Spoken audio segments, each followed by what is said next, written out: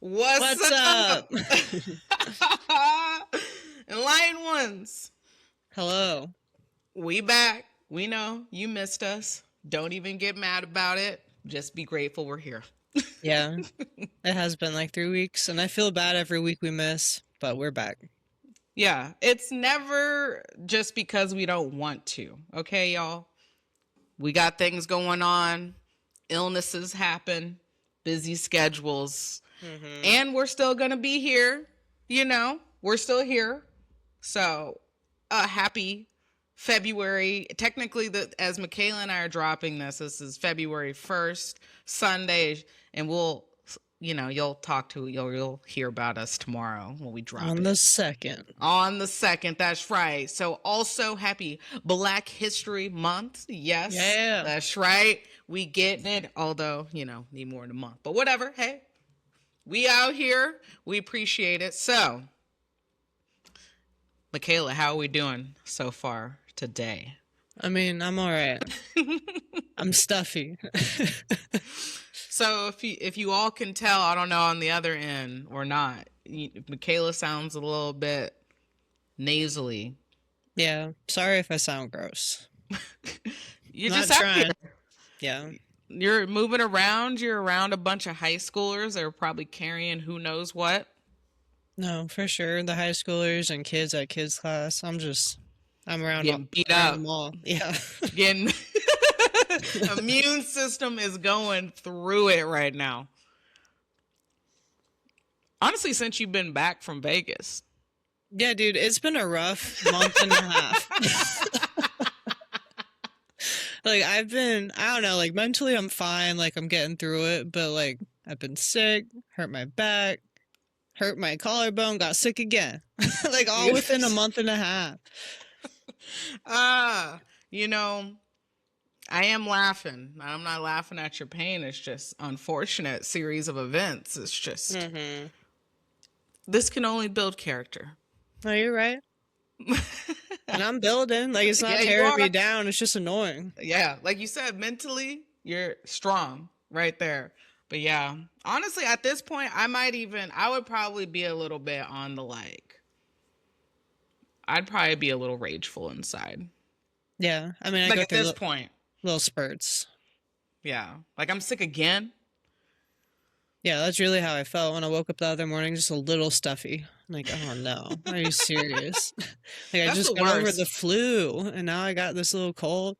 That's the worst too. Like, it's coming. Like, it's not just a sneeze. You're like, oh, it's coming. Yeah, it's here. Well, whatever child, I guess, or adult, to be fair, or gave adult. it to you. I'm sorry. Yeah. I mean, I guess it's my immune system's fault for not being strong enough. Well, it's hard. Do you, Emily's always on me. Do you take immunity shots? Like, no. You should get into those. I probably should. You can make your own. Yeah, actually, Lauren got me something that I could take. Of course she did. Yeah, I forgot about it, but I'll bust it out after this. It might help shorten the duration of all of that. Yeah, that is not favorable. And get on your zinc, get on your turmeric, your ginger. Yeah, no, I've been on vitamins for like the past month or so. Okay. Yeah, I stepped that up. Yeah. The vitamins. You just got to keep popping them, staying consistent. I added a new vitamin. What'd you add? Some calcium. Nice. Yeah. Added some calcium. What did Heidi say? You got to take that with C or? No, that's collagen. I realized that you got to take collagen with vitamin C. And I was like, dang, I didn't even know. Just been taking collagen for no reason, basically. Yeah, dang. Vitamin C activates it. I forgot what calcium. There's something you can't or you shouldn't take together, or it's just basically just taking in it's not going to absorb or do anything. Yeah. Probably shouldn't take calcium with milk. That might be too much. Can you have too much calcium? I don't know. Yeah. I mean, You know Fact when check us. We don't yeah, know. fact check us. But do you know when you like drink protein powder and then you drink a little milk or ice cream afterwards and then you feel disgusting because it was just too much? That's a lot of dairy. Yeah, it's a lot of milk. Yeah. Ugh. You know what that makes me think of? Milkshake. Yeah, I haven't seen milkshake in Uh, forever. yeah. Milkshake was out here, We won't go too, but the people know who we're talking about, Drink a whole milkshake before rolling, gurgling. Yeah, Just Flenny. the thought, just the thought of a milkshake, and not just a milkshake. Okay, you do a chocolate milkshake, still disgusting. What are we doing before a workout? But vanilla, you have a whole vanilla milkshake? Yeah, I couldn't do that. No way. I mean, most people probably can't do that. I would hope not. Because you're going to gurgle. Ugh. Yeah, somebody knees on bellies you. Ugh, it's coming up. Yeah, 100%. These are actually real events, people. Actually, this could happen. These things did happen, actually. And if I'm not mistaken, then it wasn't milkshake that came up that day, it was Burger King. Yeah. And that's gross too. Why are you eating and drinking that before you come in? I don't.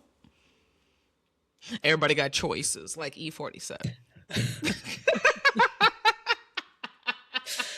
I mean, the normal thing to eat before practice is probably your pre-workout or creatine, and then like a protein bar or something light.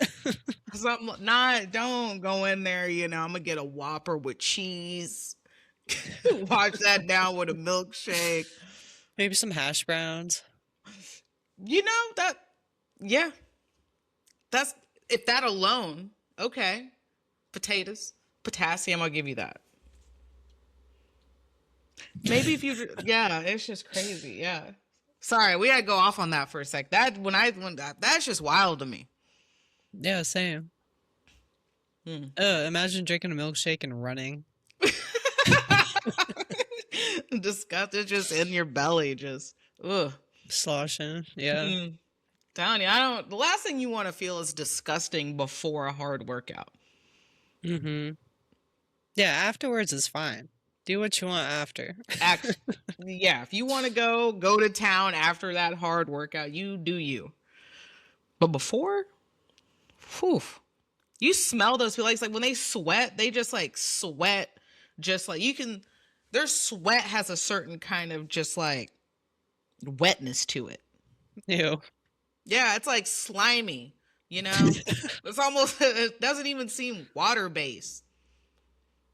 Can your sweat change? Like, can it be more than water? Yeah. Can it be something else?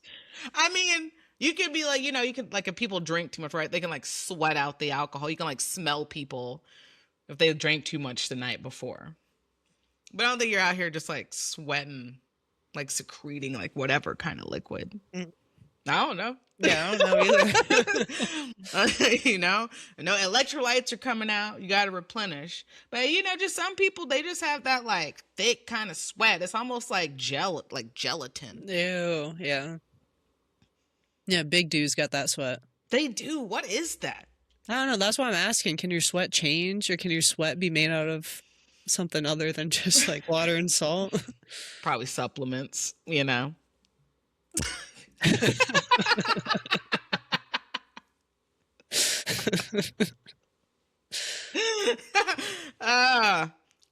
Oh no, somebody key us in on that.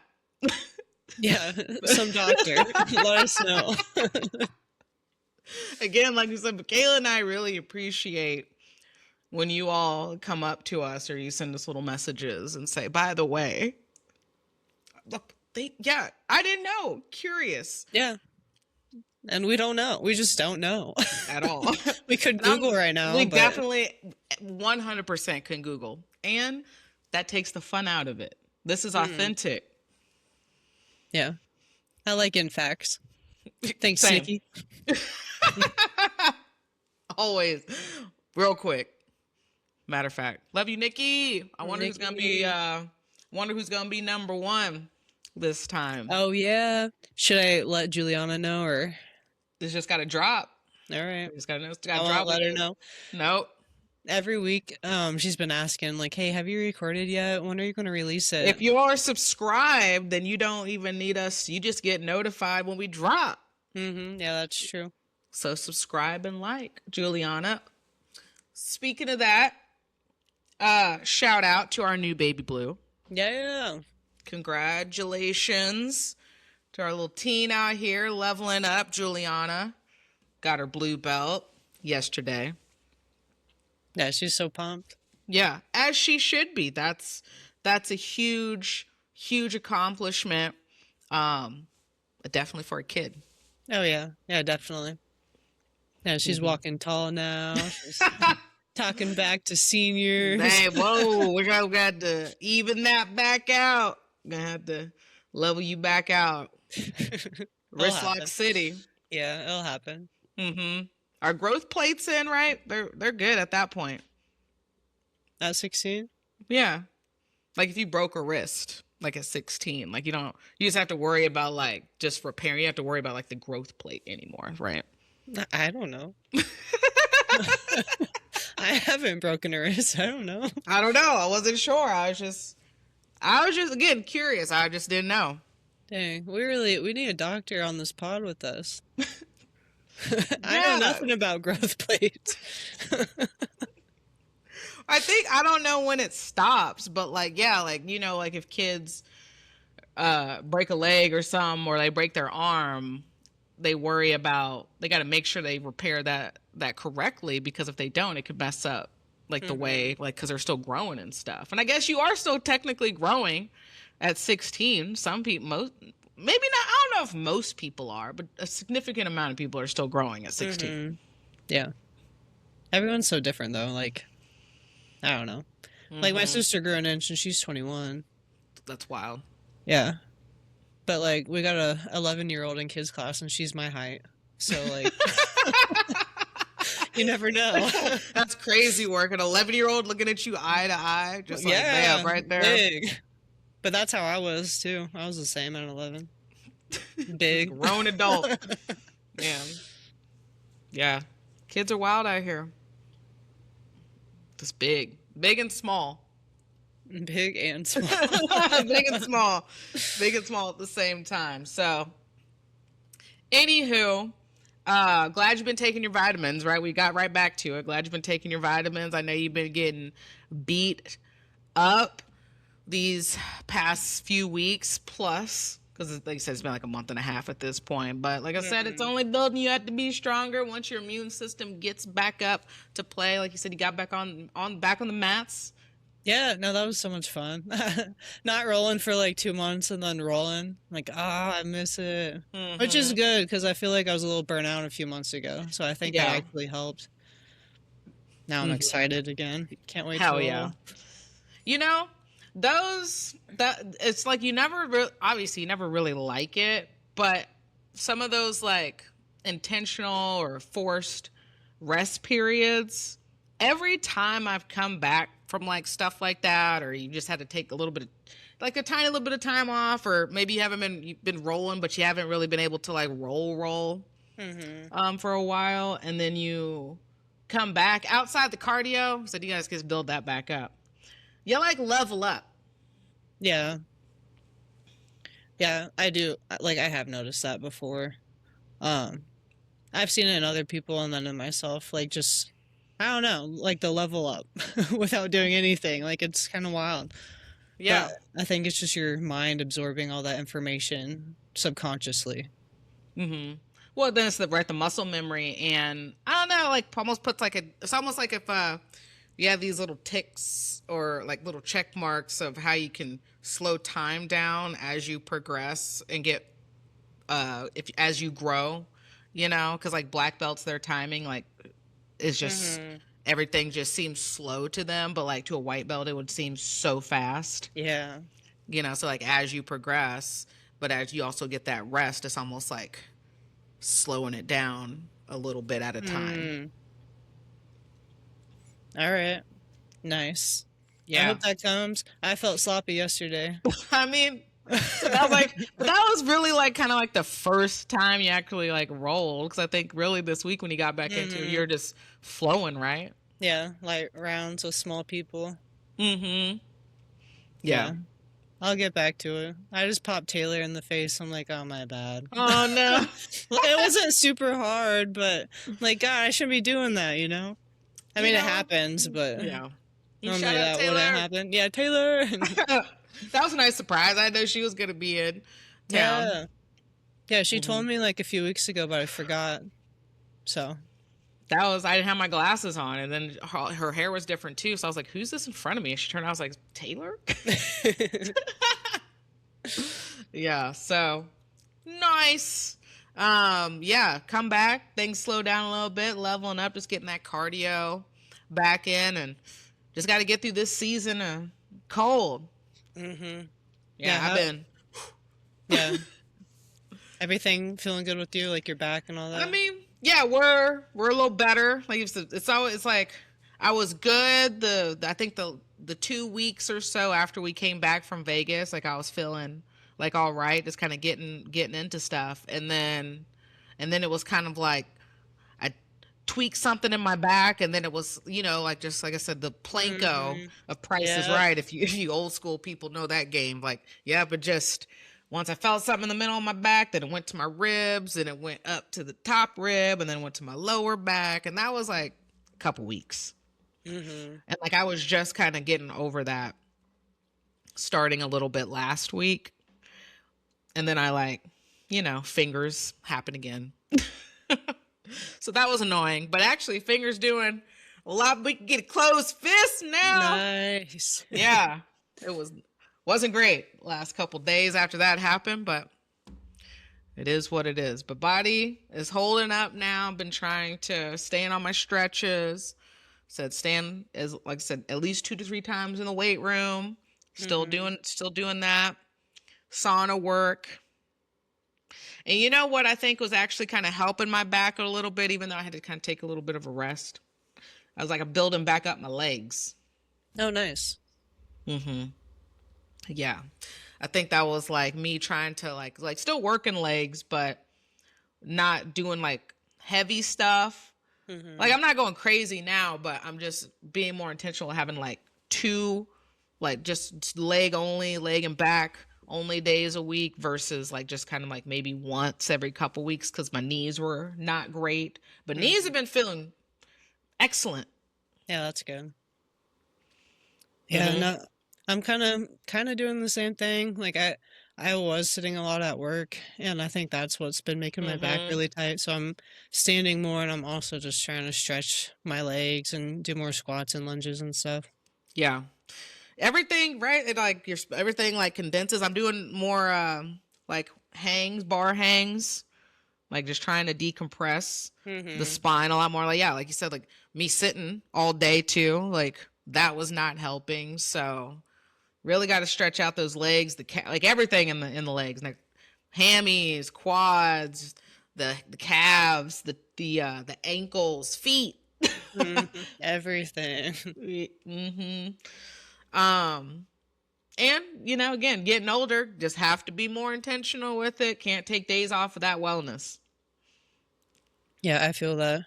If I miss my day of stretching, like I feel it the next day. Like, oh, that ain't good. Yeah. Mm-hmm. And what was it last week where it was like bitter cold when we got snowed in last weekend? Body didn't like that. Definitely you literally feel like just stiff. Yeah, it's bad. Like everything, every little injury you've had, like I can feel that now. Welcome. Yeah. But we manage, and we're here. Still put the work in, and I'm grateful for how I feel today, and glad you're feeling on the up and up. And we're just gonna keep that moving. Yeah, that's all we can do. That's right. Oh, okay. Well, enlightened ones, we have a lot to talk about today. A lot. I know you haven't seen us or heard from us in a few weeks. So I know you're going to be delighted with everything that we have for you today. So we will be getting to our topic and our Zen talk of the week. Before that, obviously, we have a lot of content to get into, but our topic of the week, as we're in Aquarius season now. We've been in Aquarius season now for the last couple weeks since the last time that we met. And Aquarius season, we're in the age of Aquarius. Go ahead, look that up. Do a Google search if you like. Age of Aquarius is when things get popping. We love Aquarius as our fellow air homie. What up from the Libras? Yeah. And we got to see what does that entail? What is going on? We also understand, look, Caleb, not our lane to get into a whole bunch of stuff. And we also understand the elephant in the room, just in general. There's been a lot of collective, heightened energy that I know a lot of people are out there feeling. We get it. Hunted. And so our topic of the week, just with that, how do you, what does that look like for yourself? What's it look like for your training, your values, whatever that, do I know my values? What do you mean by integrity? Aquarius is the season is the time you need to pause, slow down, reflect, and see where you're going to. And we got more information about the Aquarius season here in a little bit. So our topic of the week is going to be integrity during times of loudness. And our Zen talk is staying true and amplification.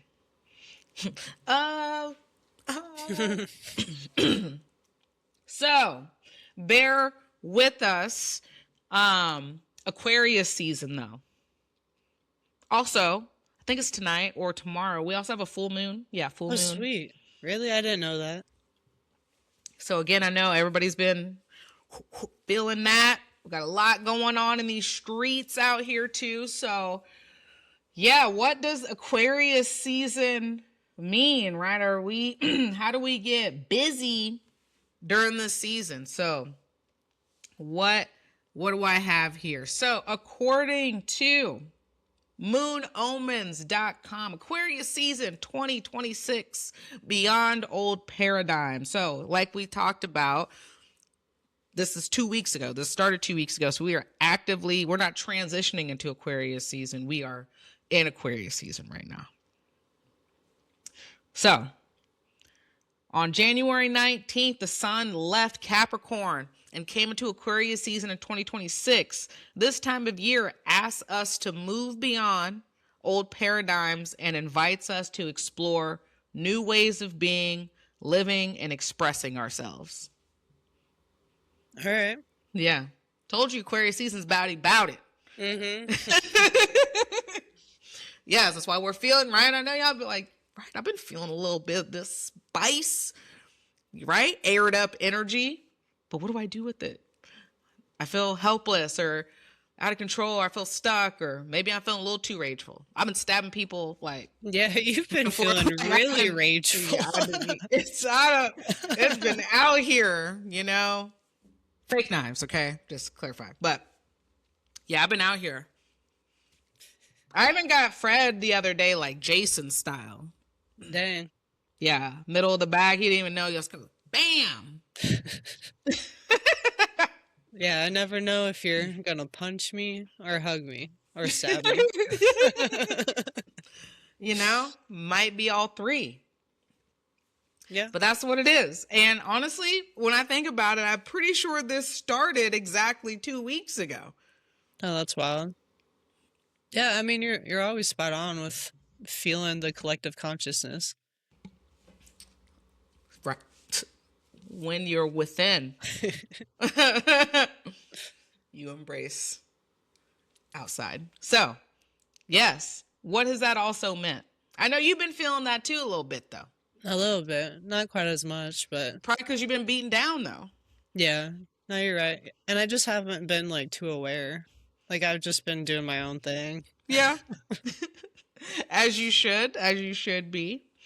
So, furthermore, Aquarius brings the spotlight on the necessity to push the boundaries of what already exists, make our personal contribution to collective progress, and give space to what is unusual and unconventional about us.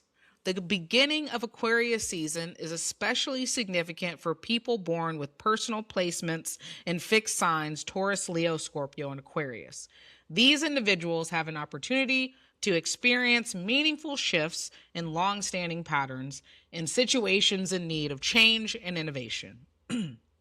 They are being asked to embrace their quirks and reorient toward greater freedom, authenticity, and alignment with their uniqueness. So, the sun symbolizes the light of our conscious awareness, the organizing principle of the psyche, which brings order and coherence within ourselves and into our lives. In astrology, the sun is associated with our sense of purpose, direction, and vitality, as well as our creative energy. During Capricorn season, the spotlight was on maturation process, cultivating self-mastery, and manifesting our dreams into tangible form. As the sun transitioned into Aquarius, we are invited to move beyond old paradigms and shift our focus from what we are building to why, for whom, and for what purpose. Aquarius season highlights the impact of personal choices on wider society and reminds us that we, the people, have the power to fuel change and transformation on an extremely large scale. Yeah, we the people. That's right. So lastly, transformation does not happen in isolation.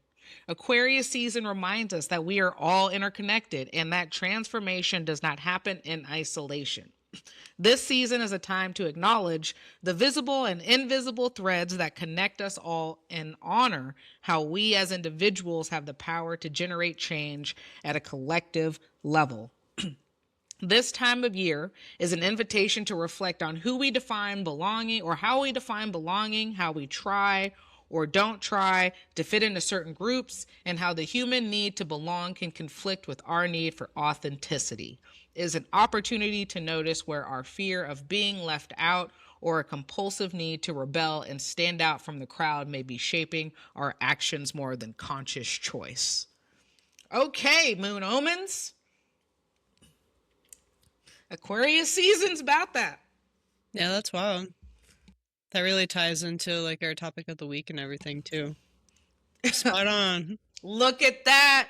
Okay, look at that. Tie it all together. So we got y'all. Keep in mind, what does this look like? And if you need to maybe pause this and rewind what I just said, just so you can process that. Yeah, it was a lot. It was. I'll give you the quick bullets. Okay? I said Aquarius season's about it. Means we got energy popping right now. And because we got energy popping right now, we are in a collective pop it situation. So we're all collectively feeling this as a group, ready, but we also need to be able to see what this means individually. So it's easy to go with the collective and not be authentic and true to self, which, if I'm authentic and true to self, doesn't mean that I'm not going to be within the collective, right? But what do I know about myself to understand that's where I might be leaning or not be leaning? What are your values? Where's the moral compass? Now is not the time to repeat old patterns because you can no longer repeat old patterns. The energy will not allow you to do so. Dang. All right, it's the time to move forward. That's it. And how you move forward is dependent on you. And we. That's the caveat. Dang, at the same time. That's right. That's right. And you're like, damn, y'all. This is chokes and consciousness. Heavy on the consciousness most of the time. Yeah, I like it. Mm-hmm. We'll be heavy on the chokes today, too, because we have a lot to talk about when it comes to just some fight news that has come up and everything under the sun from that. All right. You ready to get into this content? Yeah. Okay, well, since we've last seen you, that was going. We dropped that week of the UFC debuting on Paramount, where it was Justin Gaethje versus Paddy Pimblett for the interim lightweight championship. That was where also Kayla Harrison was supposed to fight Amanda Nunes, but she had to pull out because of a neck surgery. But yeah, that was the first UFC on Paramount event. So there's another one this past weekend we'll get into, but just kind of going back to the first event. Michaela, what were your thoughts overall about UFC being on Paramount and the whole setup and how you felt those fights went? I kind of like it being on Paramount. I think it's easier to stream and watch, and it just seems cleaner. Link. And then the link would crash. This was nice. Like, I watched the whole fights, and I like it being earlier too. Like, I'm able to stay awake and watch everything. Yeah, it still didn't get over until about 11:30 though, which I guess if it had started at 9 like it used to start, it probably wouldn't have been over until about 12:30. Yeah, I liked it though.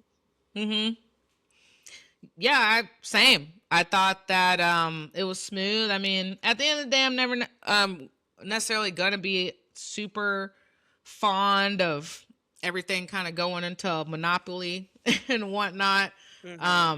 And way better. I mean, UFC on ESPN, even though they had like a whole bunch of fight nights and all of that, again, you still didn't get access to the big cards unless you had Paramount or, found other means, whatever that looked like for you. And I think this is reasonable for now. We'll see, right? I don't know what the future is going to hold, but for now, you get access to all the fights.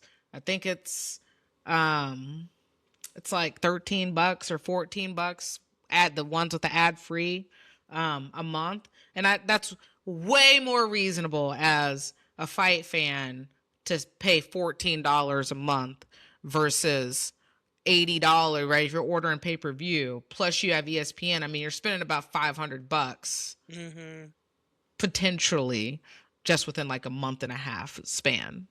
Yeah, that's why everybody was streaming. Dana was trying. He really was trying to crack down, and they were successful at some of those. But yeah, and then you're going to also bring in a lot more eyes to the sport, which is funny and interesting times now. I know. I don't know how I feel about it's like good, but also like, ugh. Yeah, like I didn't realize until last night they have the fights in like multiple languages.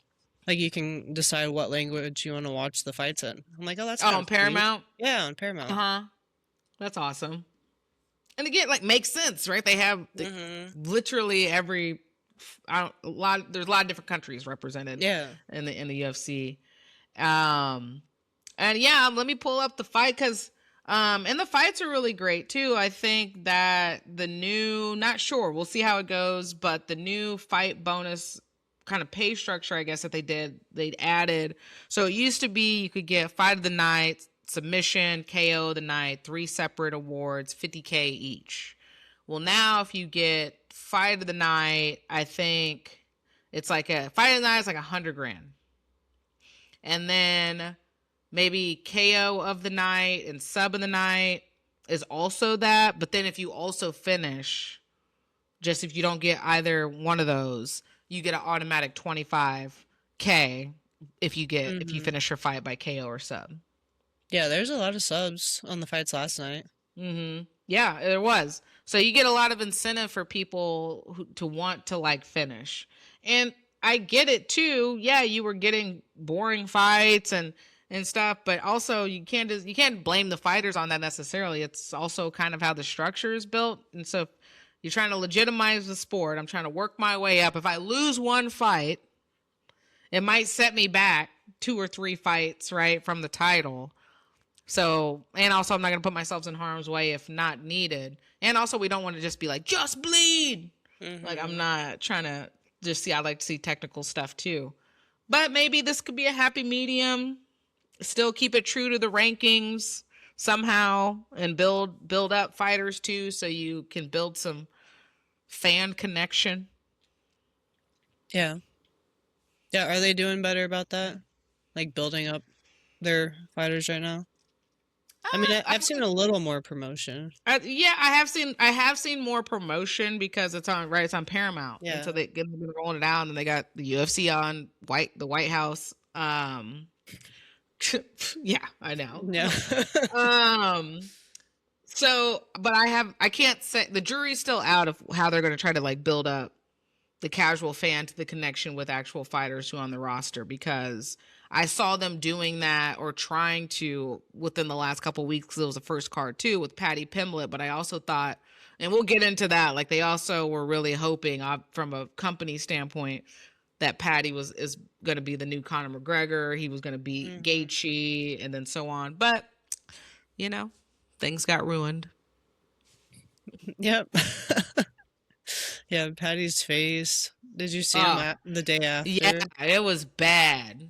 So the first UFC event to be on Paramount was UFC 324.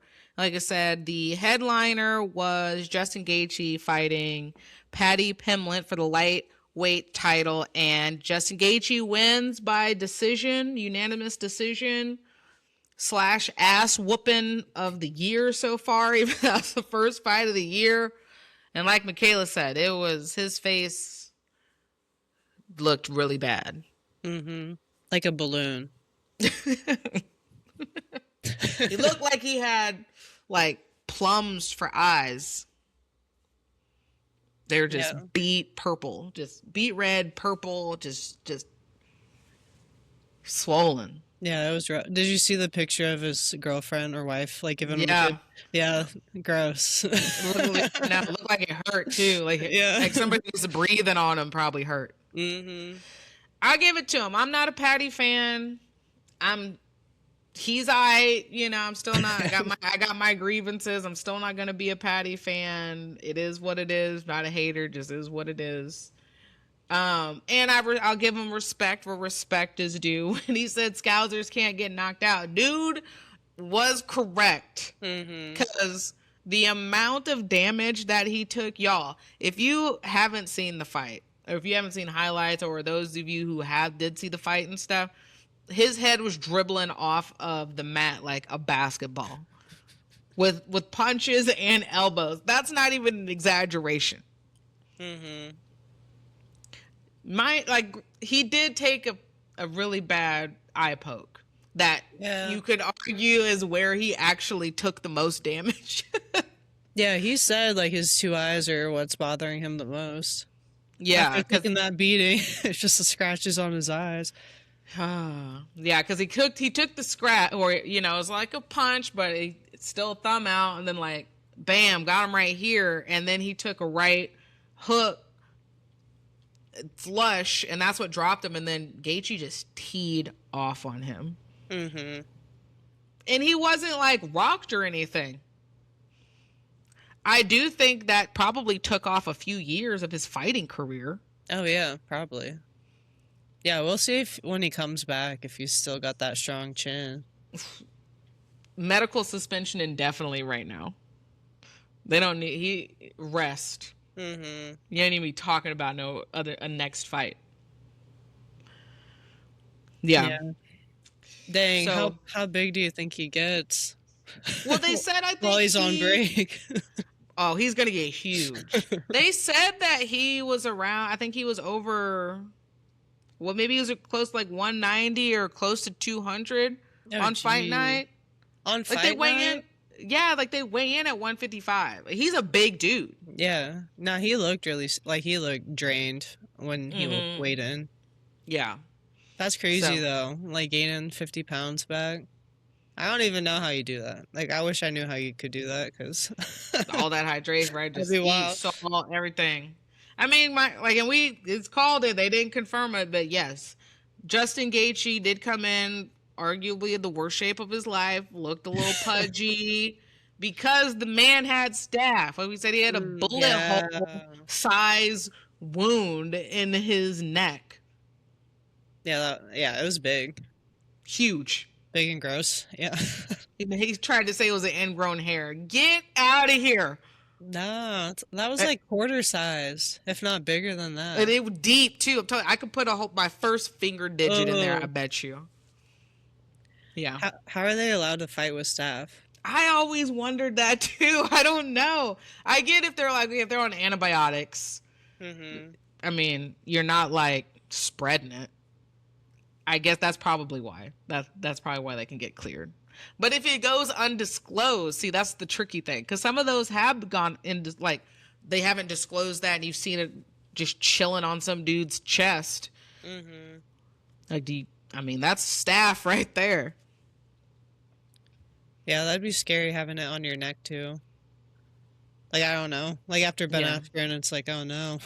Don't want it at all. Get it away. It's that hygiene. So, just rinse yourself with soap. With soap. So,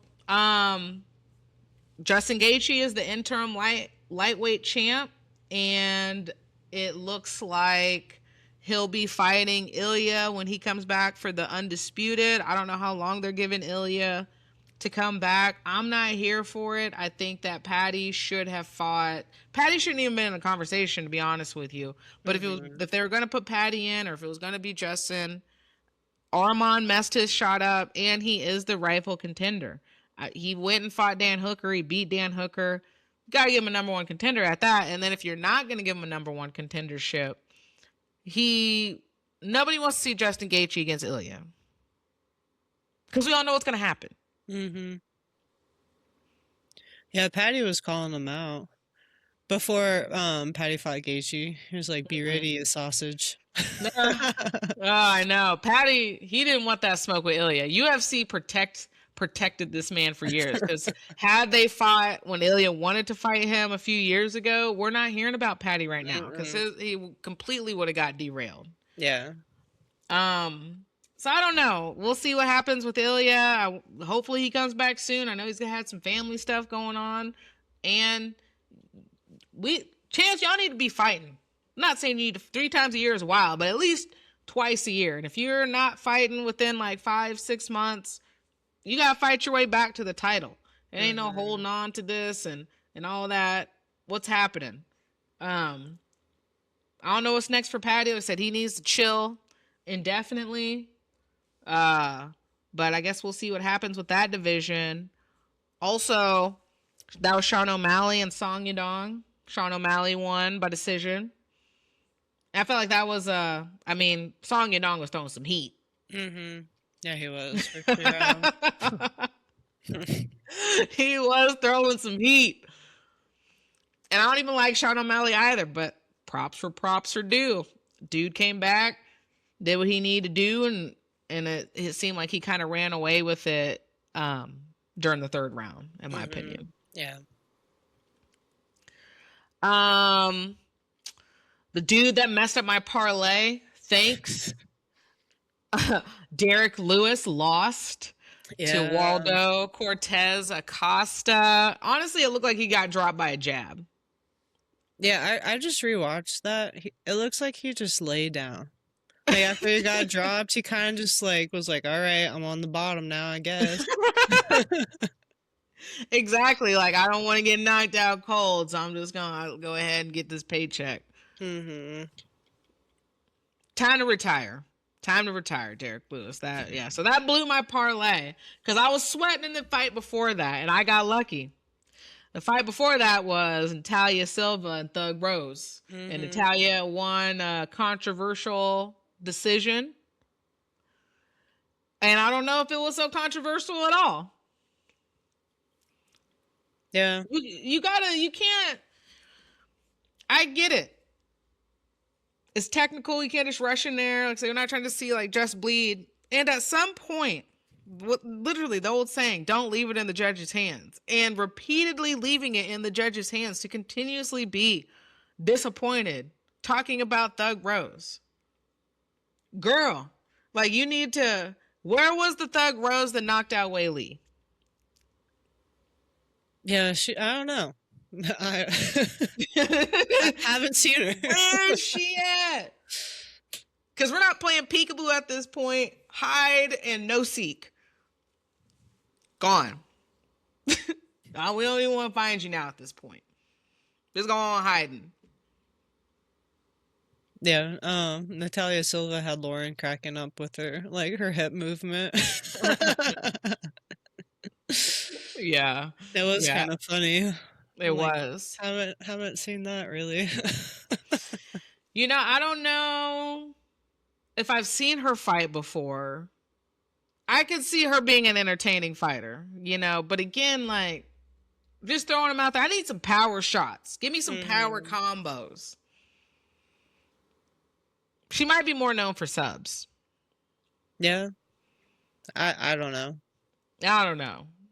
But back to Rose. I put the downfall of Rose. Like, it's not going to be like I am with Ronda Rousey, always and forever throw a shot at Ronda Rousey. I saw her full fight again with Amanda Nunes last week, and I was like, I love whoever loves to post these at least once a week. It's always somebody different. I know. Yeah, I think I saw her shadow boxing clip. Yeah, I saw that one too. The shadow one. But then I also saw some fake news articles about her boxing again. I was like, no way. So I immediately Googled, no, she's not doing anything. Oh, I was like, please, yes, box. I want to see somebody with some hands. Light that dome up. That'd be like coins just hitting her, just getting like 500 points. Just like ding, ding, ding. Every time. No head movement. No block. Box with their head. So Rose isn't on that level, okay? And I do believe that the downfall of Rose, and I think as a collective of people looking at the situation of Rose, her downfall is her husband / trainer. He brought that woman all the way down, got together under sus circumstances, and that's when it all happened. When she was out here shadow boxing for 25 minutes when she fought Carla, remember? I don't remember. Okay, worst, probably one of, if not the worst title fight in all of like history. Dang. She fought the Cookie Monster, Carla Esparza. And and this was the fight after she knocked out Whaley. So, right, we like hype Thug Rose on, I'm the best. We on that. And she did the same stuff when Bruce Buffer was doing his little thing, calling around. Was like, okay, we about to get another master class of Rose. And then she went out there and they literally shadow boxed for 25 minutes. Dang. And after every round, she was just like, yeah. like she did something. Crowd was booing. Her head coach at the time, who's Justin Gaethje's longtime coach, right? Trevor Whitman. That was her coach. In that fight, he wasn't saying anything outside of just like encouraging her. But Pat Barry was the one out here, her husband, doing a majority of doing the majority of the coaching, and was like, yeah, if they're booing, you're doing something right. Can somebody drag this man out of here? Did he become her head coach like after that? Like, is he her head coach? I believe so. Is it like the fake confidence thing? Like he's really hyping her up even though she's not doing very well? Yeah. That's wild. Like you see that, like there's amateurs in KC where you see that, like the boyfriend's a coach and then the girlfriend thinks she's hot shit, but that's not how it is. It's not at all. It's like, come on. Yeah, that's not good. Dang. So Thug Rose no more. No more Thug. Thug gone. The Thug is gone. That is a fact. So yeah, we had that, and then we had, just to round off the main card from last week, Jean Silva won against Arnold Allen, which was a pretty entertaining fight. That was another decision. So great fights on that first card. Except Kayla Harrison was supposed to fight on that card with Amanda Nunes. At this point, I don't think we see it. Yeah, like at what point Amanda's not doesn't we don't need a trilogy with her and Juliana. Nobody wants to see that. No one. And Juliana wants that. She can have that in her dreams. Nobody wants to see that. Even if that shit is free. I don't want to see it. No. And there's nobody else. The only other person I would want to see Amanda fight, and I just don't think that fight would happen, would be her fighting Valentina for a trilogy. Because to me, Valentina is the woman's GOAT over Amanda. Yeah. Yeah, there's really no one like coming up right now for Amanda to fight. You know, like if Kayla's done, Amanda really has nothing to prove on anyone. No. Go back to the, chilling, being a fan, retired, family life. But no, she said, Dana said I'm the best. And when they started giving props to Kayla, she felt some type of way. Again, what you were supposed to already have that fight, and both of y'all messed it up when it was supposed to happen. You messed it up because you decided to play in Juliana's face and then got punked. So that was that. Terrible. And then Kayla lost her fight, and it was like, that was her bad. Yeah. Yeah, I really thought Amanda was going to beat Kayla, but I don't know. We'll see. We said with neck surgery, you don't want to play with that. I'd be so hesitant to come back and grapple. Oh yeah, for sure. Do we know like what happened? Like why she had to have neck surgery? I didn't read anything that came up of like specifics. I thought it was something happened in training, but I didn't see any specifics of what it was. Yeah, I'm sure like she's had so much wear and tear though, because she's been doing judo since she was a kid. Oh yeah. Yeah, her poor neck, her whole spine's probably wrecked. Yeah, everything. That's gonna add all the way up as she ages. So for the ladies, I don't know. We'll see what happens with that. But moving on from some other UFC fights that just happened last night, we had another title fight, UFC 325. Like since when have they done 2 back-to-back UFC events like that? Like this was UFC 324 the week before, and then last night was UFC 325. Yeah, I noticed that, and I was wondering if they took out fight nights, but no, they're still having fight nights. Yeah, because there's 2 fight nights. Oh, there's 3 fight nights in between the next UFC 326, which is going to be March 7th, which is for the BMF title, Max Holloway versus Charles Oliveira. Do they number the UFC events when it's a championship match? Is that how they do that? Yes. Okay. I didn't realize that before. For the main part, yeah. Or unless it's like, I was like, unless it's, I don't know if it's like a big, well, no, it's usually a title fight. So yeah. Whoops. So last night, UFC 325 in Australia, I think.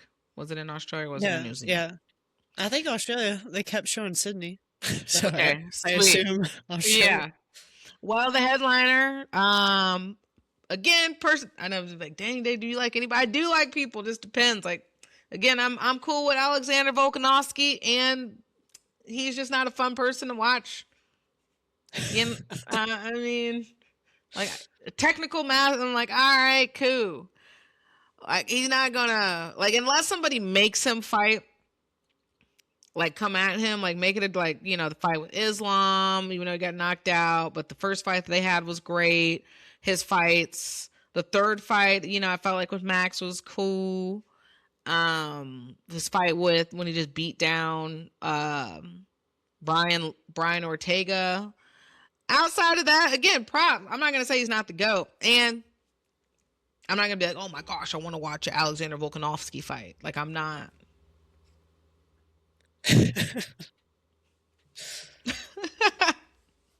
But he defended. Impressive. I think at 37, 38, still beast mode and still clowning on these featherweights in his division. Defends, I don't even know what title defense that is, but he won his rematch against Diego Lopez, which obviously we all know Diego Lopez shouldn't even have the rematch that quick because he just had the title fight less than a year ago and got beat worse. Dang, I didn't realize that. Yeah, and I did see that it came out. He broke both his feet in the fight. Yeah, I saw that too. That's crazy. Yeah. Yeah. And then some notable names. Let's see. Dan Hooker, another loss against Benoit Saint Denis. I think that's how you say BSD guy, French guy. You know, it was kind of a back and forth, but then Dan Hooker's fight IQ showed his ass again, and he did a questionable try judo throw and then got put on the ground, and yeah, that was all she wrote. Yeah, he got thrown right on his head and his shoulders. Yep. And then, you know, it was Herb, and Herb is going to let you take a little beating before he pulls him off. I was like, dang. So BSD's out here with another finish, KO. And then before that, I was impressed. I've been on this dude. I like him. And I'm pretty sure he just left the Fighting Nerds, which is interesting because they seem like a pretty tight-knit team. But lightweight bout between Rafael Fiziev and Mauricio Rufy. So Rufy turned it on the second round against Fiziev. So that was a nice back and forth, and that was a top 10 breakthrough for Mauricio. Did you get a chance to watch that one? I'm trying to remember. I watched all of them, but I don't remember who everybody is. Mauricio is the dude that, so Rafael, he's kind of, I call him a little compact dude. He just couldn't really get in close. Like once Rufy found his distance. Let's see, he had the beard, he had cornrows. Yeah. All right, yeah. Yeah, it was like after, you could tell by the end of towards the end of the first round, Mauricio started like finding his range because he's a longer dude. And it was like, oh, the second round, it seems like he's going to heat up, and that's exactly what he did. Yeah, I was just barely paying attention to those fights. Yeah, no, that's fair. But that was, I had it on, yeah, I was watching something else, but I had it on the background. So that was a good fight. Oh my gosh, the fight before that, throw the division away. At this point, throw the heavyweight division away. That was your athletes. Yeah, and you're professional fighters. I've been seeing memes with them sitting on the canvas with food just surrounding them. That's what, I mean, you know, that's what it looked like. Yeah, it's crazy being a professional athlete. And, like, I know you're a heavyweight, but, like, you should be in shape. You're a professional athlete. Well, look at the champ right now, or is he technically the champ, or are they fighting? But Tom Aspinall, right? Unfortunately, he's out with his eyes. Give it up to him. He's an athlete. Him and Kane or Gain, right? Both athletic. That's the body type, not body shaming, but that's like the body type that you want to be an athletic heavyweight. Yeah, like a football player, like an athletic football player, not a lineman. No, like look, I know. Yeah, like I know we're not in the horse meat Brock Lesnar and Alistair Overeem days, but even like having a little like more, let's say like a little like extra fat just because you're a heavyweight. Even Cain Velasquez was an athletic heavyweight. Yeah. He was built like he was, but he was still athletic. I mean, you're a professional athlete. You should be athletic. Yeah, it was like that was just embarrassing. Like, dude put his hands on his hips at one point. I was like, dude, what? Terrible.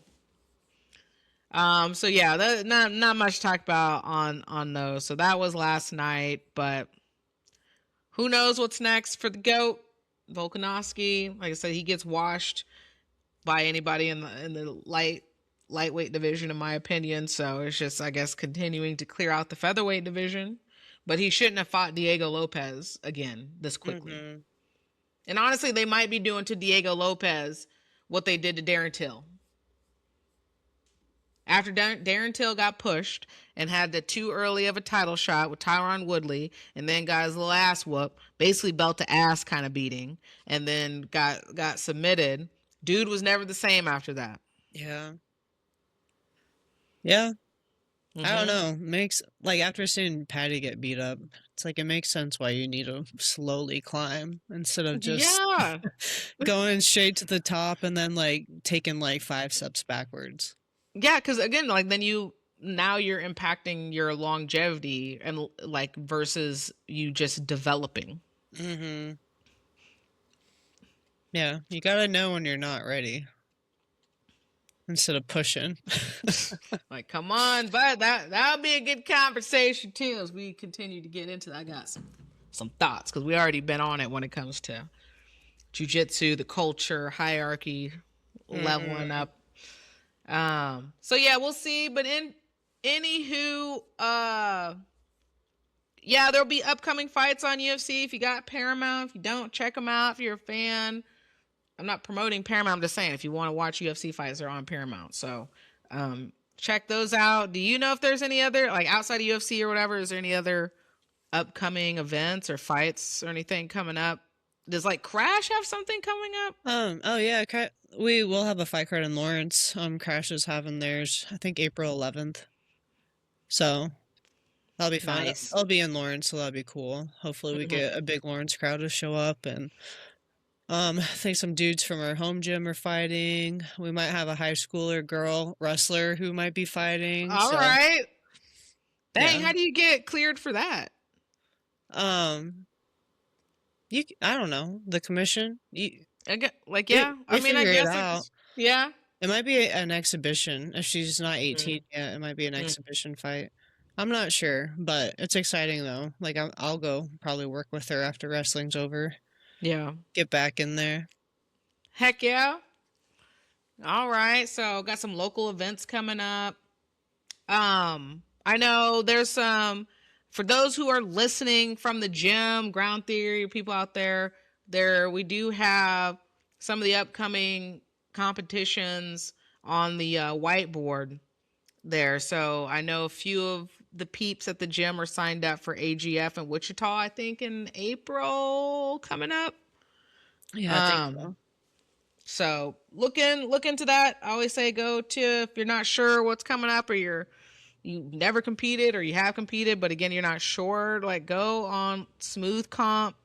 That's an app, or Smooth Camp, or it's Smooth Comp. Yeah. Smooth Comp. Yeah. They literally have a list of every event coming up, depending on the radius, the distance you're willing to travel, what you're open to, what the rule set is. So look at that. A lot of stuff coming up.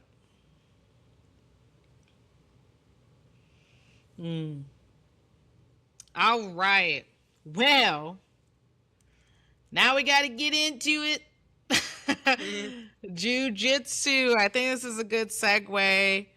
And just kind of talking, kind of giving the groundwork a little bit to like why this came up. And I was trying to find the exact quote of what she said. Adele? Yeah. It's on... I was just trying to find the I think I pull it up just so I can read it to everybody. I know there's a Reddit post with the whole thing written out. I just don't know which sub it's in. Yeah, I think. Yeah, I might have found it. Okay, I got it. Got it pulled up. So in the past, and I think just collectively, like Michaela and I have talked about little tidbits here and there, just the overall kind of culture of jiu-jitsu, culture MMA. I think just culture as it could be a boxing culture or whatever, but it seems like we're all kind of like in the same collective kind of culture and whatnot. And I know like I've kind of made jokes, but also been like, You know, why do we have like aggro culture when it comes to like no gi versus gi? And my kind of theory and my argument was there's this hierarchical or this issue when it comes to I don't want like we don't want to believe in the belt system. We don't want to believe in process. Even if I'm a blue belt and I can beat a black belt, so that means I should just automatically have my black belt, or I'm here to fight and win versus like I'm just here to like learn jujitsu and like yeah compete and stuff like that. But it is like it's a practice, right? It's the principles of it and overall like martial arts. I remember as a kid loving martial arts, not for the violence necessarily when I was a kid. Like I always find like Bruce Lee videos, or there'd be like if there was some kung fu show or video or something on, I was locked in or something. But I really was fascinated too with just like the principles of like a martial artist, of like what a sensei represents, or right somebody with like old not like they just have like this stoicism to them because it's a practice. Yeah.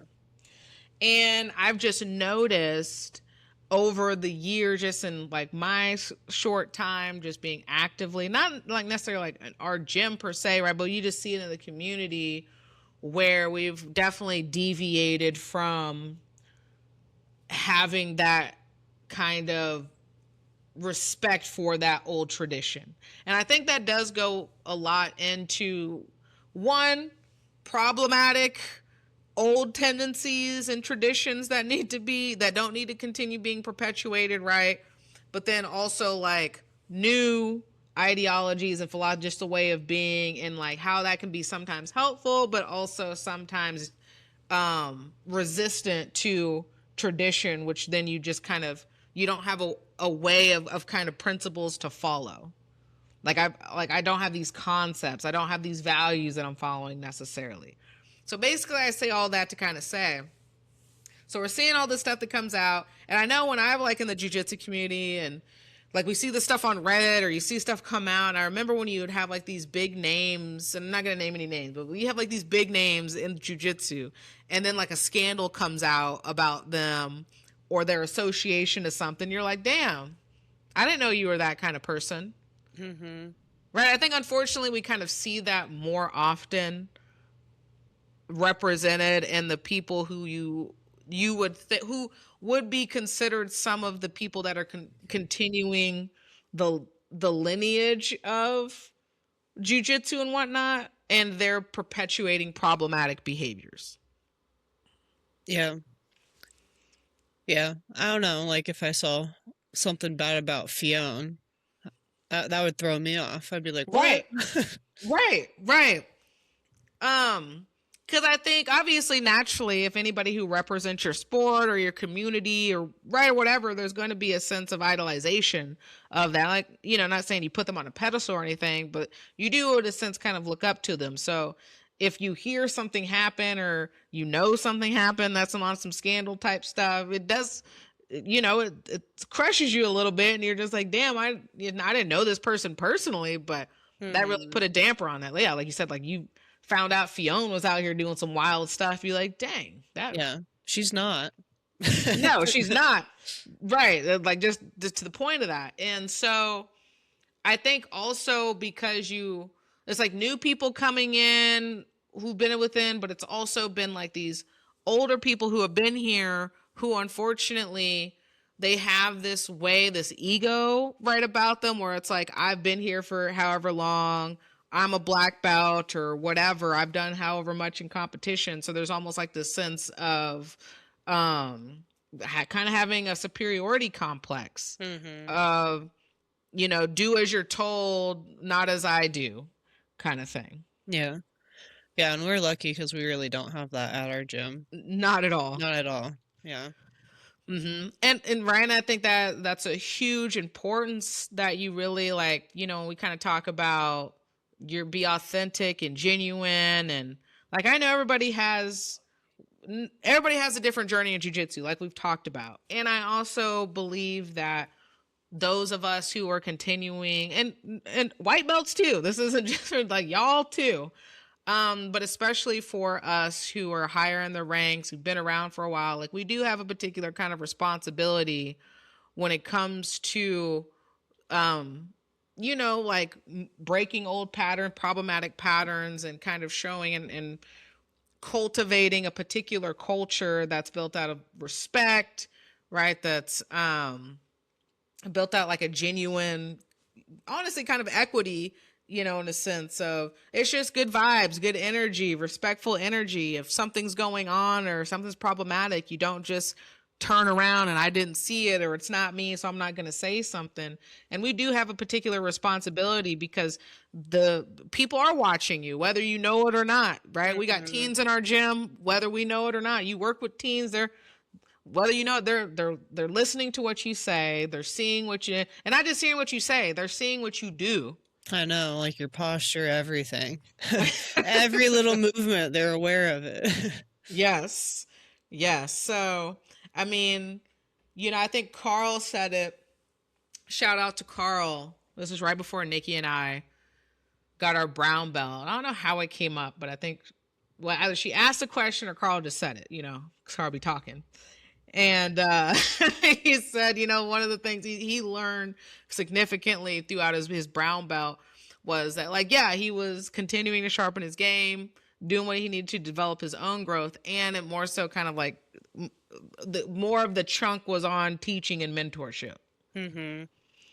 And yes, like I think I've noticed that too. I mean, I've always been somebody who's tried to be helpful, like not give unsolicited advice, just, because, but just a natural kind of educator, and like I'm happy to break things down for people if I can, right? It's like I don't know the Holy Grail, but if I can help you out, and if you're interested in learning, like, yes, that keeps people in our sport. Like these are people you want to run into or you want to continue training with for years. Yeah, I've had multiple people be like, oh, Deja's giving lessons now? Deja's teaching now? Hey, holla at your girl. Yeah. You just gotta hit me up. But like I said, there's no scheduled time. You just gotta let me know. Hit me and Michaela up. We'll find some time because Michaela's got to be my Yuki, so. Well, perfect. Then I can learn too. See? But yeah, we have to remember that we're part of a culture, and that goes for everybody. Like, again, like the way you speak, the way you carry yourselves. Like, like when we go to competitions, right? You hear some of those people that just have like problematic, like I get people are competitive and stuff, but like you don't need to be an ass. Mm-hmm. Like, right. And then when you have like a person who's a dick or an ass or, just not a good teammate, that's usually a cluster of them. Yeah, that's a good point. And those are the people that scream after winning, like a blue belt or white belt match. You just,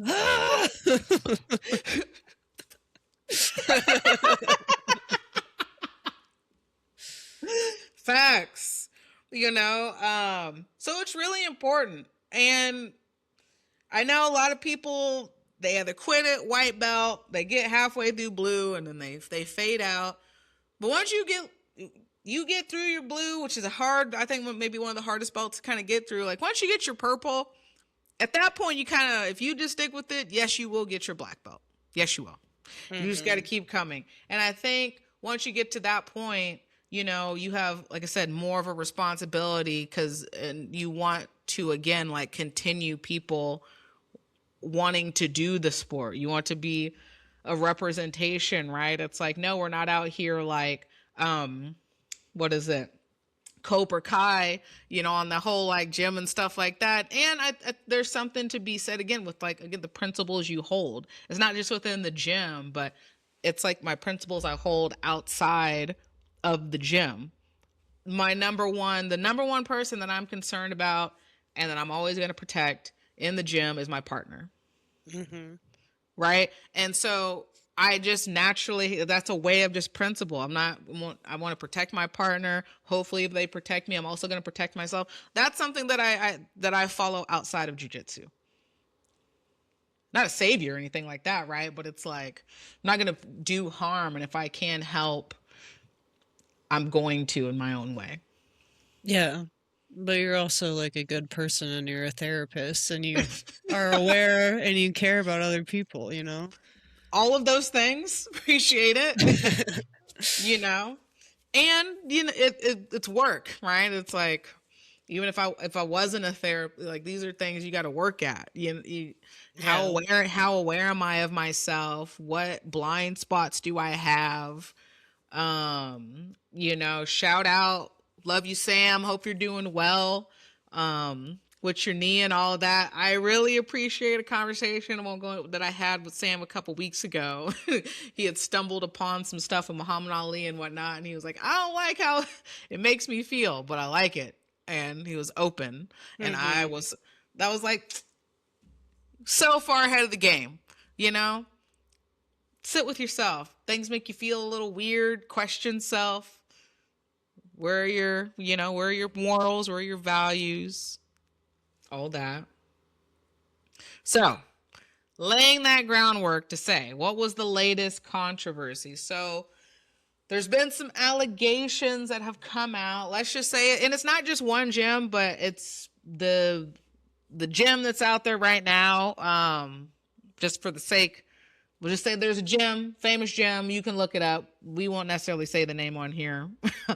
There's an allegation that there was some grooming happening of young girls, that has been happening, and not just that situation, but as we've known, we've followed the sport. There's been many unfortunate like reports of things like that, of like, Mm-hmm. not just like whether it's been like young girls or whether it's been like women being harassed. Like, there was another situation that happened at a pretty big gym about a month ago, right? If like, that also came out, with a person who was abusing and assaulting women who were training.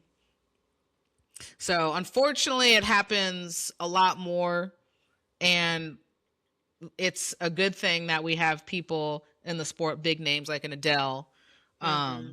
who's willing to just talk, just address the elephant in the room. We need to start talking about it because it's a problem within the culture. Yeah, and like I knew, like I know it's a thing, but like I didn't know it was this common. Like I was unaware, Mm-hmm. and it Because really hopefully, right, sucked. you've been around, right, respectful coaches Yeah. and whatnot. Like, they know how to conduct themselves, and Mm-hmm.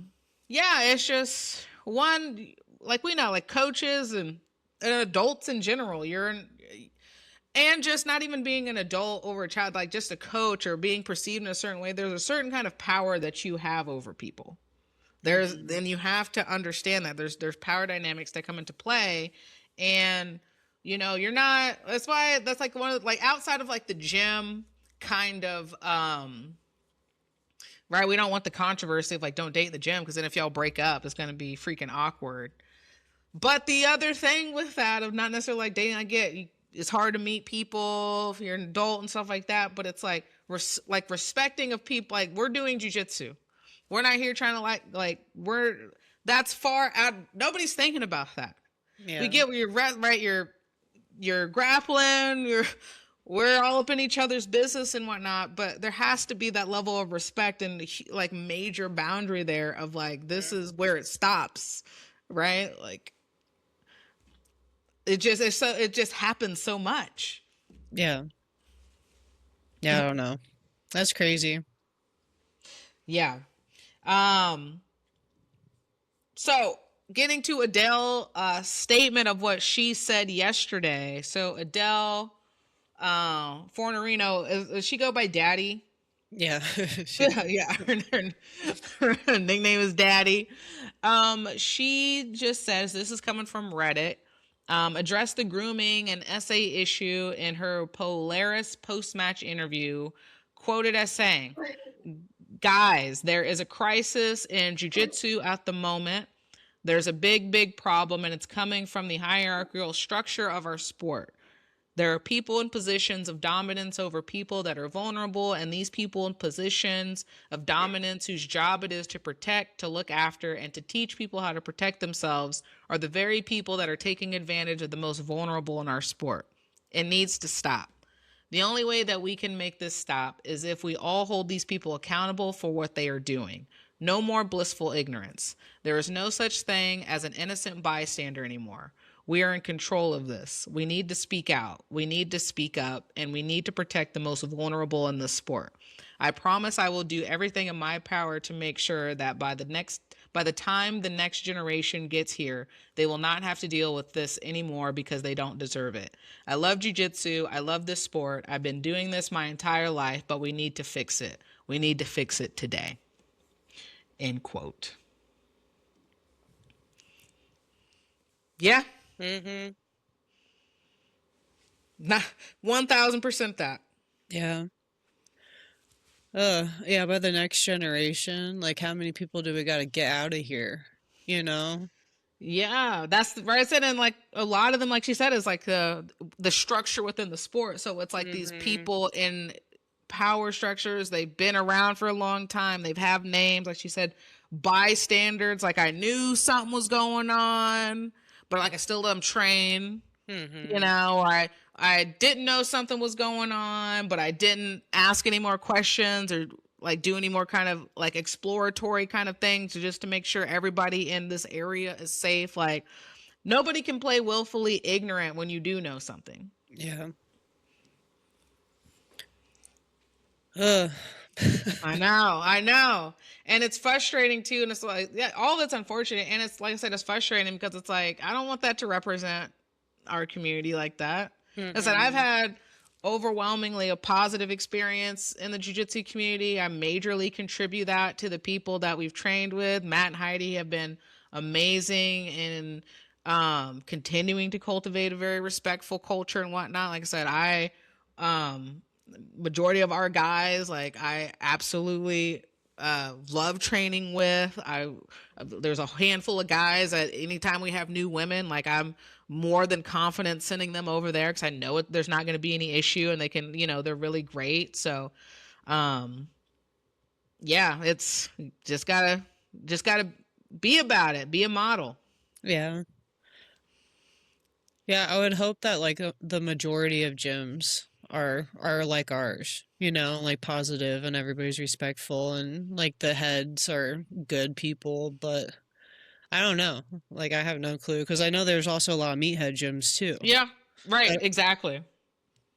Yeah. And what I can say about our gym, there things aren't set on. If there's a concern or if anybody's ever brought up anything, not like that, right? But like just anything in general, like it has been addressed right then and there or very soon after. Like I said, you can't just let that, you got to stop it full stop. And Matt and Heidi have always been the type of people to do that. Yeah. Matt and Heidi. Yeah. Shout out. Yeah. So we'll see how that develops. I don't know. I'll be keeping my ear to that news and seeing what's coming out.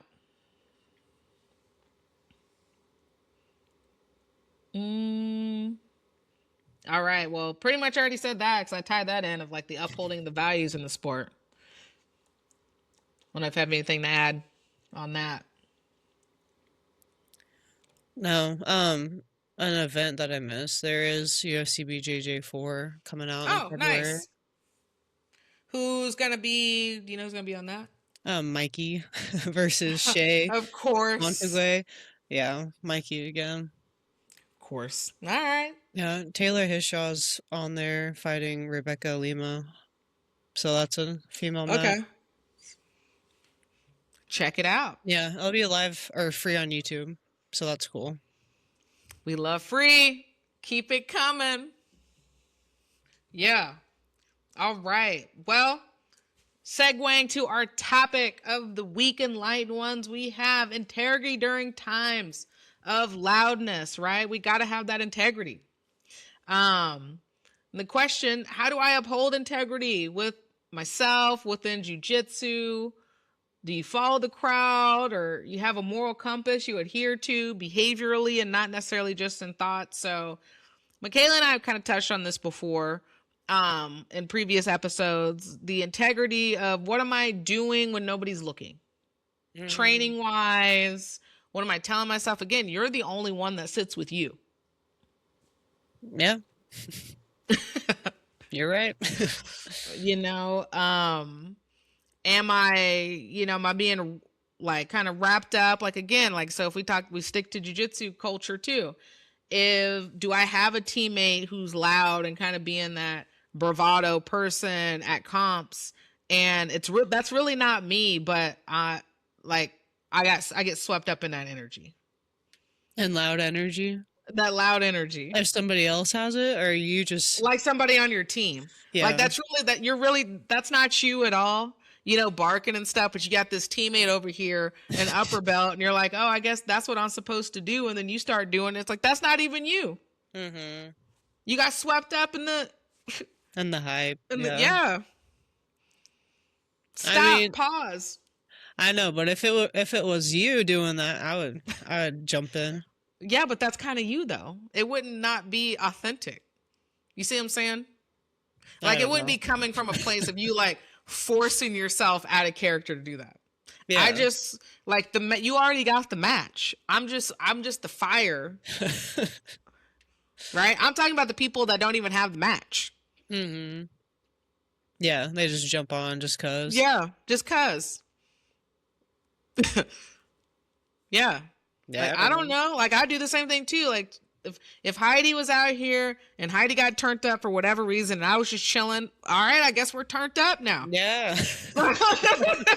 I guess we're turned up because Heidi's turned up, but I'm not getting swept up in Heidi's energy necessarily. I'm standing on business because my morals are Heidi throws hands, I'm throwing hands. Yeah. No, we'll ask later. Yeah, I'll back you up, but if you're being questionable, I'll be like, what are you doing? I'll question. Like, oh, hey, hold on. Let's not throw hands. Where are we at right now? I need the thought process. And don't be afraid to challenge, right? Like, nope, that's not it. Mm-hmm. You might want to deviate from that, Let's take a right instead of a left. Yeah, but I don't know if you need to. Like, if you need to, just like understand why you need to validate that and acknowledge that you're gonna have to deal with whatever's on the back end of that. Mm-hmm. Right? We're not gonna pretend like we don't know. Like, I'm not gonna be the friend or the teammate that, like, you go up, right, and you hit somebody and then they swung back on you and you're like, oh, and I'm like, oh, what? You should have blocked. What do you mean? You wasn't like they were gonna hit you back. Yes, they were gonna swing back.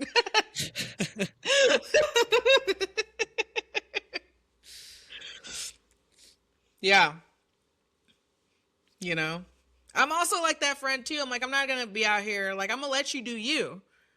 You do you and you're right. But if you are doing you and you're doing you is outside of you doing you and we're at raggedy, I'm gonna tell you something like, hey, yo, you look a little off this week. What's going on?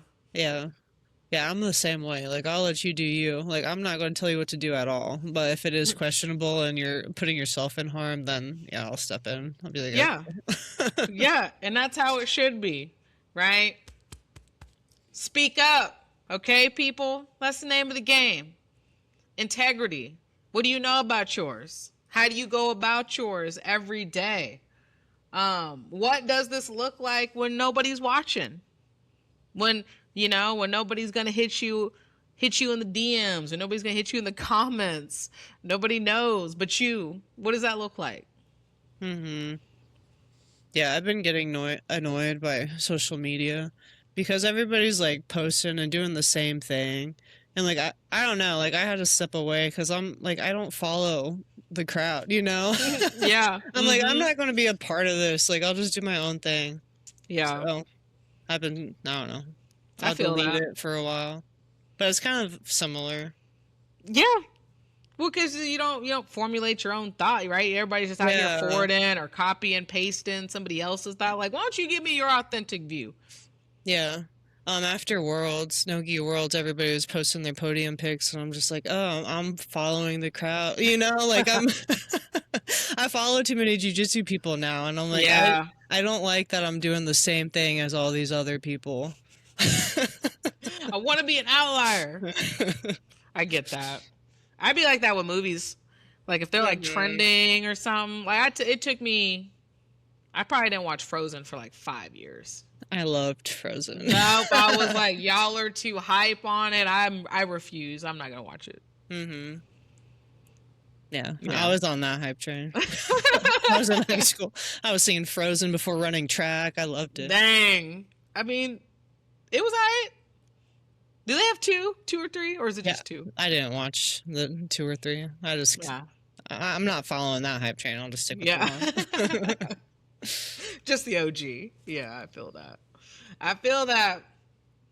Uh, but yeah, be you. Be your thing, but be true to you. And again, it's not about what you say. It's about what you're doing. I can say whatever. I can say whatever. I can't do whatever. Mm-hmm. No, you gotta be able to back yourself up. That part. Can't just be saying shit. Not at all. You know what? You said, you know what? I'm going to take more vitamins. You could say it all day. And what did you do? You started taking more vitamins. Yeah. I mean, I wasn't taking vitamins for a long time. Exactly. But you started doing it. Mm-hmm.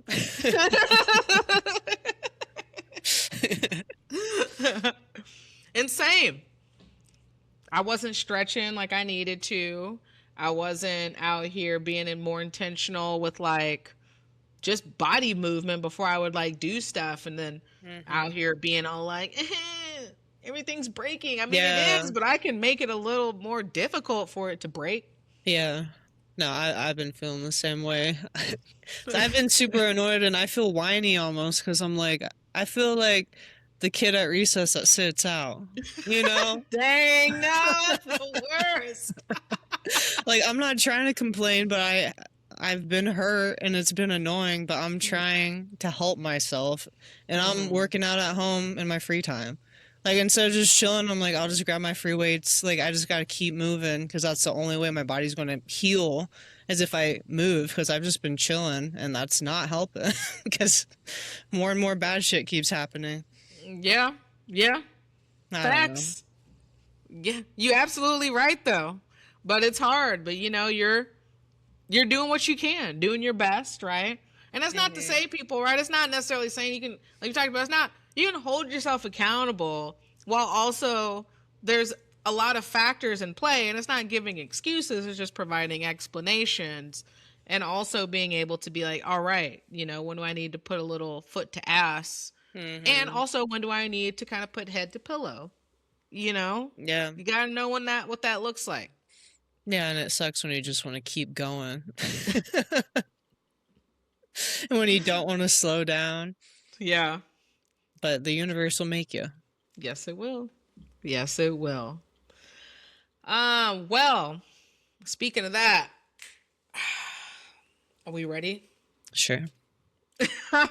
Get ready, enlightened ones. All right, deep breath.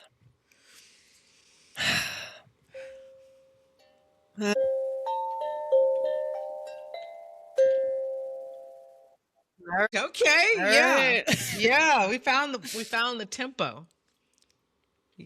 Getting Yeah. a little better. Yeah, you are. Yeah. Just a little bit. Okay. Enlightened ones, do we feel this weight? Good weight, not heavy weights. Good weight. Feeling grounded, centered internally. Take a little deep breath again. Be like, damn, y'all have talked about a lot just in this hour and a half. Yes, we did. Mm-hmm. And we're going to continue to be talking about a lot when you see us next time, too. So, as mentioned, look, there's a lot going on everywhere. Can't even list because there's just a lot, okay? It's impacting everybody differently. There was a point in time where I think everybody, like some people could literally turn off the mute and you really could just go about your day. And we are not in those times anymore. And we're also, like I said, in this Aquarius energy. So, you know, just take time and pause and figure out, again, what does this look like for myself? How do I change old patterns? how do I maybe walk towards things that I've been scared about and start to kind of test myself and work towards fear versus running away or avoiding it. And so our Zen talk today is going to focus on staying true and amplification. Things are loud, it's all amplified, right? It's just like the kids are like, yeah, but they're like, yeah, they're just, Oh, for sure. they're just, yeah, we got a little added layer to what's going on. And how do you find your alignment within your integrity, right? You gotta find that. Just, if I'm always being true and authentic to myself, I'm not gonna be anywhere else but in alignment. Yeah, but sometimes that can stress you out, throw you off just a little bit. That's a fact. Michaela was 1000% correct. And as we've talked about before, you have to find that stillness and chaos. Remember, call back to previous episodes, because life is gonna be lifing. And we're at a unique time in life that I think a majority of us have never experienced before. And we don't know how to go about it, or maybe we do, or I don't know. There's a lot up in the air. But I think the best thing that you can do with that is not acknowledge it, don't resist it. And again, I say, like, internal reflection. What am I doing and how am I moving and what do I know about that? You don't have to justify it to anybody else. You just need to justify your movement to yourself so you understand what's going on for you. That's having integrity for yourself. And then once you do that, you can't not display that externally, because you're always moving true to yourself. Mm-hmm. Yeah. No, I feel that. I feel like I get close to the edge of getting lost in the sauce, and then I kind of pull myself back, level out. Yep. Like, well, hold on. Yeah. Mm-hmm. And here's the thing, y'all. That doesn't happen by just sitting on your hands. It doesn't happen just because you get older. Yeah, you see more things, you interact with different people, you have more life experiences, you're on the map more times, right? You've seen more things. But it doesn't happen without all the work that you got, intentional work. Mm-hmm. You can be doing jiu-jitsu for 10 years and have the same guard.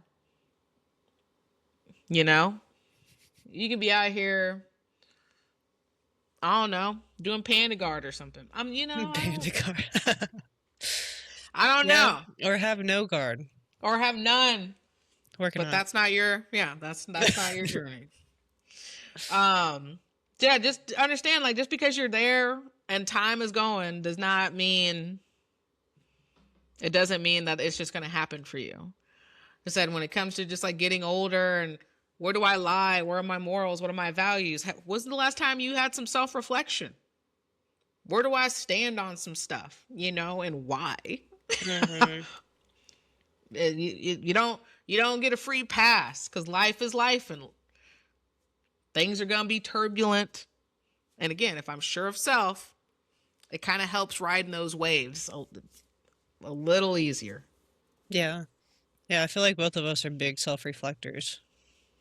Mm-hmm. I don't know what it's like to not self-reflect. I would imagine that it's probably pretty glorious, because people who self-reflect a lot, it's not like you sit with yourself and it's a joyous thing when you self-reflect. There is some joyous moments, right? Mm-hmm. But when you really it's not like I'm sitting there self-reflecting every day or every week or whatever, but like I say, quarterly, right? Or when some like big things happen. You sit with yourself, you reflect, like, dang, where am I? What does this mean for myself? See, I'm like every 3 to 4 day self-reflector. That's okay too. You're just in tune. But that's what you do. Mm-hmm. That's why I said, that's why I love what Sam had to say a couple weeks ago when he was doing his own, he was in the rabbit hole with Muhammad Ali and Malcolm X. I'm here with him. Black history, baby. Let's go. And he was like, I don't like the way this makes me feel. And I like reading about it. Like, I like knowing, I like being informed. And I think that's a huge thing that people take. They don't even understand that that's what's happening. I just don't like the way this self-reflection or something makes me feel. So I'm going to full stop right there. Why does it make you feel that way? Right. And like, how can I work through that? And what's going on with me? But you had the game. Keep doing you. Keep reflecting. Every 3 to 4 days is. I think you're turning. Yeah, I know. I'll be turning too much. Like sometimes it's a problem. Sometimes I'm like I'm thinking about things way too much. I just need to do. Like I just need to do the work, do the thing instead of thinking about it.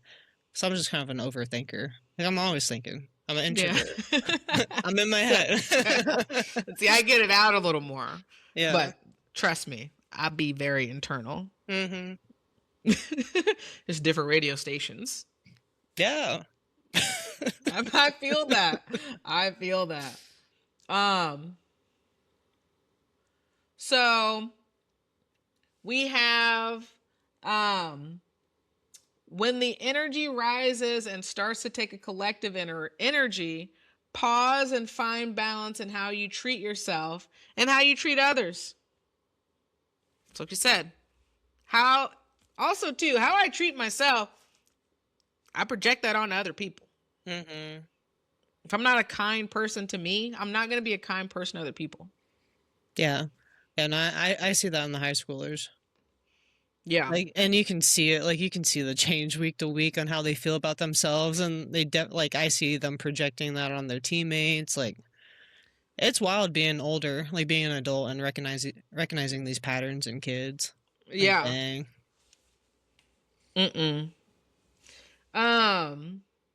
I know, like, and they just do it so often. Be friends. We need a Mr. Rogers. Yeah, we do. We need another Mr. Rogers. We need a Mr. Rogers. Is he still alive? Nah. Okay.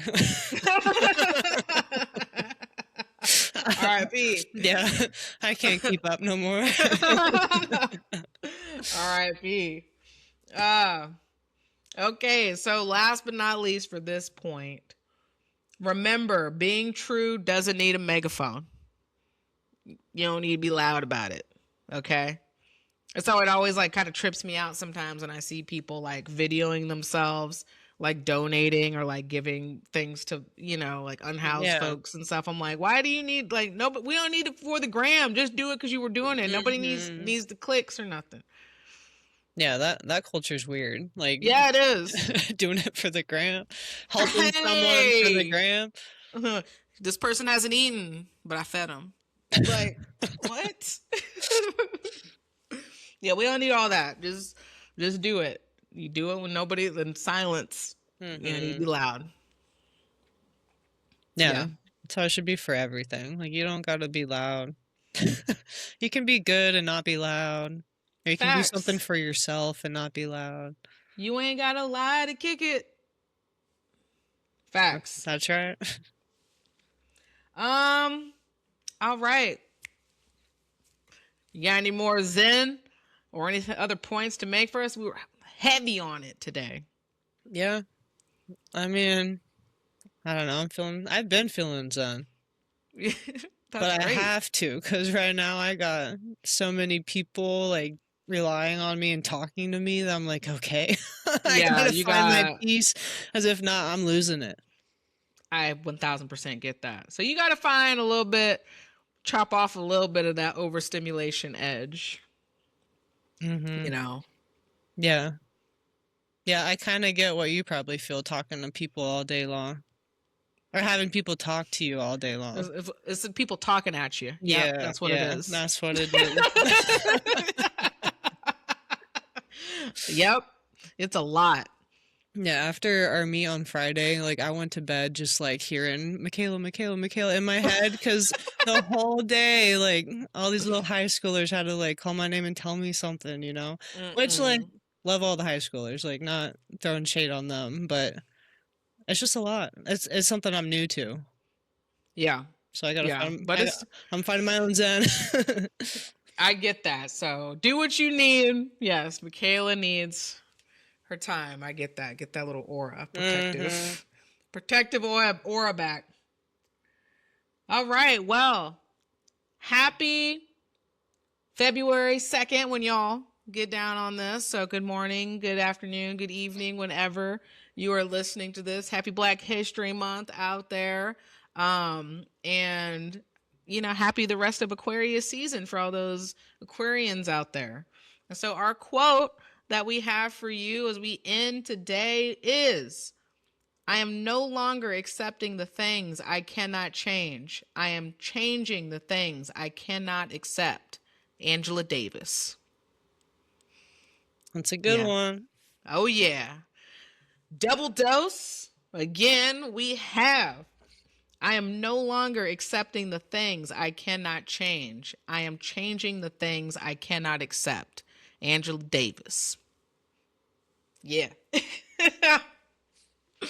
All right. Well, we appreciate y'all tuning back in.